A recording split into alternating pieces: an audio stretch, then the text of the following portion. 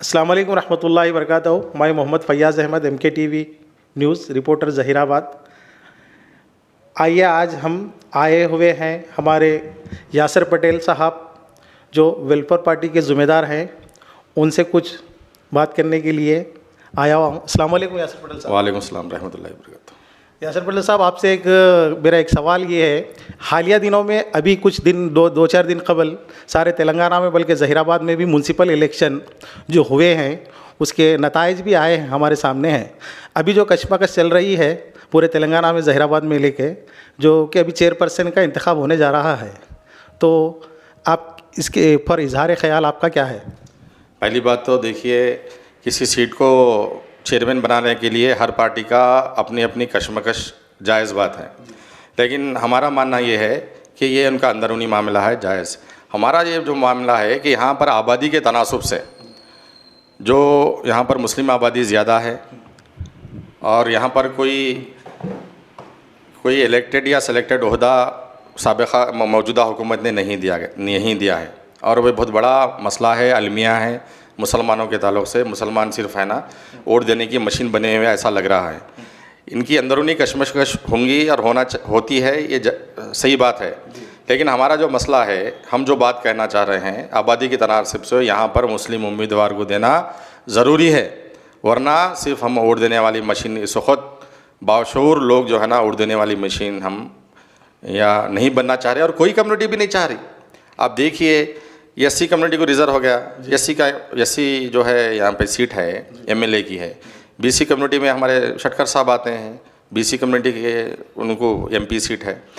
अब मुसलमान खाली ये वोट देने वाला बने हुआ है। ये जो शऊर हल्लो आहिस्ता आहिस्ता आ रहा है और ये सियासी पार्टियों की ज़िम्मेदारी है, उनका अंदरूनी मामला हो सकता है, लेकिन मुसलमान आबादी के तनासुब से बनाना ये हर पार्टी की ज़िम्मेदारी है। तो जब ही ये समझा जा सकता है कि ये है ना इंसाफ के मामले में सबको है ना नुमाइंदगी देते हैं, वरना नहीं है।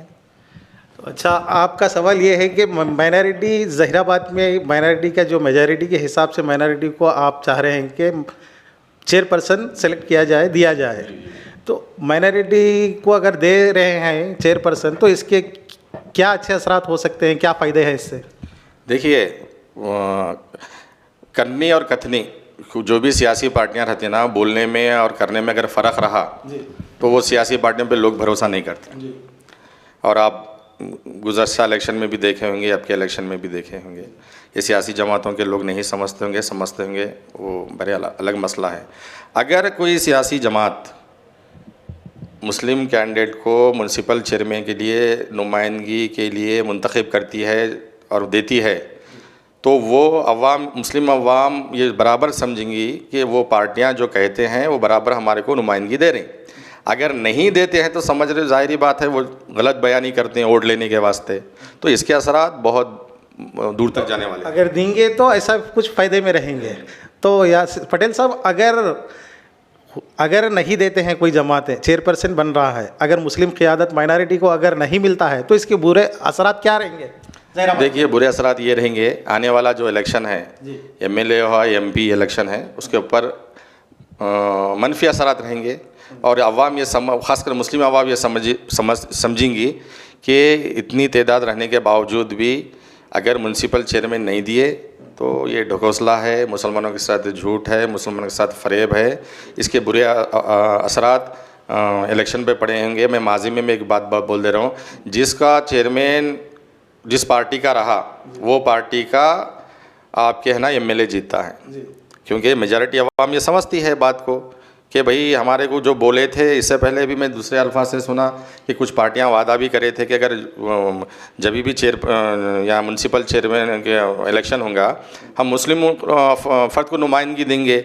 जब चुनकर आए हैं, जो भी दो भी हुकूमत बनेंगी म्यूनसिपल की, तो वो ज़ाहिरी बात अपनी बात पे ठहरेंगी। नहीं तो आने वाले इलेक्शन में, MLA इलेक्शन में, तो उसके ज़रूर असरात पड़ेंगे, मनफी असरात पड़ेंगे। जो लोग नहीं देंगे, रोड़े अटकाने की कोशिश करेंगे मुस्लिम नुमाइंदगी के वास्ते, उनकी तो ये समझो कि आने वाले इलेक्शन में उनकी MLA की सीट जो है ना फिर ख़तरे में रहती है। ये तो पक्का है।